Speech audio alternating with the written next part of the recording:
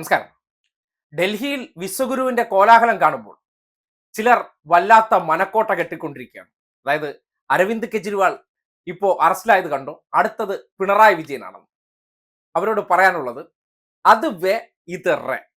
ഈ കട്ടിൽ കണ്ട് ആരും പനിക്കേണ്ടതില്ല. എന്തുകൊണ്ടെന്നല്ലേ, ഡൽഹി എന്ന സംസ്ഥാനം എന്ന് പറഞ്ഞാൽ ഇപ്പോഴും അവിടുത്തെ നിയമവ്യവസ്ഥ നോക്കുമ്പോൾ ആഭ്യന്തരം കേന്ദ്രമാണ് കൈകാര്യം ചെയ്യുന്നത്. അവിടുത്തെ മുഖ്യമന്ത്രിക്ക് സ്വന്തം സ്റ്റേറ്റിന്റെ ഈ പോലീസ് ഫോഴ്സുമായിട്ട് യാതൊരു തരത്തിലുള്ള ബന്ധവുമില്ല. ഈ കേരളത്തിൽ കാര്യങ്ങൾ വേറെയാണ്. അതിനൊരു ഉദാഹരണം പറഞ്ഞുതരാം. ഈ അടുത്ത കാലത്ത് നമ്മുടെ പാൻഖാൻജി കുറച്ച് CRPFകാരെയൊക്കെ എന്റെ സുരക്ഷയ്ക്ക് വേണം, ഉടനെ സംഘികൾ കരുതി ഇനി കളി മാറും. ഖാൻജിക്ക് CRPFകാർ അല്ലെങ്കിൽ കേന്ദ്രസേനയുടെ സുരക്ഷ വന്നോടുകൂടി എവിടെയെങ്കിലും പ്രതിഷേധമുണ്ടായാൽ ഉടനെ ഇറങ്ങി യവന്മാർ അങ്ങോട്ട് വെടിവെക്കും. അന്നേ വെടിവെക്കൂ. ആ വെടിവെക്കണത് മാത്രമേ അവന്മാർക്ക് ഓർമ്മ കാണത്തുള്ളൂ. ഖാൻജിക്ക് അത് 2-3 SFIക്കാർ നല്ല അനത്തി വിട്ടപ്പോ ബോധ്യപ്പെട്ടു, ഇവിടെ ഈ കളിയൊന്നും നടക്കില്ല, ഇത് വേറെയാണെന്ന്. അതുപോലെ തന്നെയാണ് എത്ര കേസുകൾ കഴിഞ്ഞ തെരഞ്ഞെടുപ്പ് കാലഘട്ടം തൊട്ട് ED, NIA, CBI, കേന്ദ്ര അന്വേഷണ ഏജൻസി ഏതൊക്കെയുണ്ടോ അതെല്ലാം ഈ നാട്ടിൽ വട്ടമിട്ട് പറക്കുന്നുണ്ട്. ഒരു ചുക്ക് സംഭവിച്ചില്ല. അവർക്ക് കുറച്ചു കാലം ഈ കേസുമായി ബന്ധപ്പെട്ട മുഖ്യമന്ത്രിയുടെ പ്രിൻസിപ്പൽ സെക്രട്ടറി ആയിട്ടുള്ള ശിവശങ്കറിനെ പിടിച്ച് കുറച്ചു നാള് ജയിലിലിടാൻ പറ്റി. ജയിലിലിട്ടതിന് ശേഷം ആ കേസിന്റെ കുറ്റപത്രം സമർപ്പിച്ചപ്പോൾ ഇത്രയും ഭീകരമായ കുറ്റം ചെയ്ത വ്യക്തി എത്രാമത്തെ പ്രതിയായിരുന്നു? 28ാമത്തെ പ്രതി. അത്രയേ ഉള്ളൂ. അതിനപ്പുറത്തേക്ക് ഒരു ചുക്ക് സംഭവിക്കില്ല. കാര്യം വളരെ പ്രതീക്ഷയോടുകൂടി ഇവിടെ സംഘി കൊങ്ങി മൂരികളെല്ലാം കാത്തിരുന്നു. ഏറ്റവും ഒടുവിൽ ഒന്നും നടക്കാതെ വരുമ്പോൾ, കാര്യം ഈ നാട്ടിൽ എന്തെങ്കിലുമൊക്കെ ചെയ്യണമെന്നുണ്ടെങ്കിൽ അതിന് തെളിവ് വേണം. തെളിവില്ലാതെ എന്തെങ്കിലുമൊക്കെ കാട്ടിക്കൂട്ടിയ ഊപ്പാട് വന്നു. അപ്പോ തെളിവില്ലാതെ പത്രങ്ങളിലൂടെ വാർത്ത വന്നു എന്ന് വെച്ചുകൊണ്ട് ഒന്നും ചെയ്യാൻ പറ്റില്ല.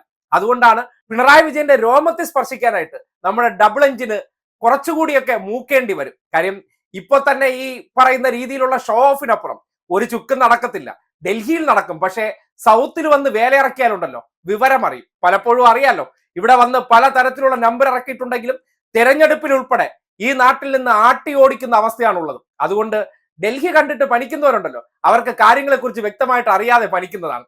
ആ പനിയുമായിട്ട് ഇങ്ങോട്ട് വന്ന വിവരം അറിയുമെന്നുള്ള കാര്യത്തിൽ ഒരു തർക്കവുമില്ല. പിന്നെ ഈ നാട്ടിൽ ഏതെങ്കിലും തരത്തിലൊക്കെ സർക്കാരിനെ ഇങ്ങനെയൊക്കെ അട്ടിമറിച്ച് കളയാമെന്നൊക്കെ സ്വപ്നം കാണുന്നവർ ഉണ്ടെങ്കിൽ അവരോടും പറയാനുള്ള കാര്യം, ഇത് കേരളമാണ്, സൗത്ത് ഇന്ത്യയിൽ ഉൾപ്പെടുന്ന കേരളം. ഇവിടെ ഇപ്പോഴും മോഡി വലിയ സംഭവമാണെങ്കിലും BJP വട്ടപൂജ്യമായി നിൽക്കുന്നത് എന്തുകൊണ്ടെന്ന് പറഞ്ഞാൽ, ഈ നാട്, ഈ പ്രദേശം എല്ലാം ഒരു സവിശേഷതയുള്ള പ്രദേശമാണ്. ഇമാതിരിയുള്ള മാലിന്യങ്ങളെയൊന്നും ഈ നാട്ടിലേക്ക് വലിച്ചടിപ്പിക്കാൻ ഈ നാട്ടിലെ ജനങ്ങൾ തയ്യാറാകത്തില്ല. കാര്യം അവർ അത്രമാത്രം വിവേകശാലികളാണ്. അതുകൊണ്ടാണ് ഇപ്പോഴും പുറത്തു നിൽക്കുന്നത്. അതുകൊണ്ട് പിണറായി വിജയനെ ഇപ്പോ ഇതിന്റെ പേരിലൊക്കെ എന്തെങ്കിലുമൊക്കെ ഞൊട്ടിക്കളയുമെന്നോ അല്ലെങ്കിൽ രോമം പിഴുതെടുത്ത് കളയുമെന്നൊക്കെ സ്വപ്നം കാണാനായിട്ട് എല്ലാ സംഘികൾക്കും അവകാശമുണ്ട്. കാര്യം ഏത് പൊട്ടനും ഈ നാട്ടിൽ സ്വപ്നം കാണാൻ അവകാശമില്ലെന്ന് പറയാൻ പറ്റില്ലല്ലോ. പരിധിയില്ലാതെ കണ്ടോളൂ. എന്തെല്ലാം കാര്യത്തിൽ നിങ്ങൾ സ്വപ്നം കണ്ടിരിക്കുന്നു, ഏതെങ്കിലും ഒന്ന്. ഇതിന്റെ ഏറ്റവും ഒടുവിൽ നിങ്ങൾക്ക് പറയാനുള്ള വാചകം ഇപ്പൊ തന്നെ അങ്ങോട്ട് പറഞ്ഞു തരാം. അരവിന്ദ് കെജ്രിവാളിനെ പോലും പിടിച്ചകത്തിട്ട് കണ്ടില്ലേ? ഇത് സംഘപരിവാറും പിണറായി വിജയനും തമ്മിലുള്ള ഒത്തുകളി എന്ന് വീണ്ടും ഒരിക്കൽ കൂടി ആവർത്തിച്ച് നിങ്ങൾക്ക് സ്വയം ഒന്ന് സംതൃപ്തി അടയാം. അതിനപ്പുറത്തേക്ക് യാഥാർത്ഥ്യമായി പരിശോധിക്കുമ്പോൾ യാതൊരു കഴമ്പുമില്ലാതെ ഇവിടെ വന്ന് വേല ഇറക്കാൻ ശ്രമിച്ച ഊപ്പാട് വന്നു പോകുമെന്ന് മാത്രമേ അതിനെ സംബന്ധിച്ച് പറയാനുള്ളൂ.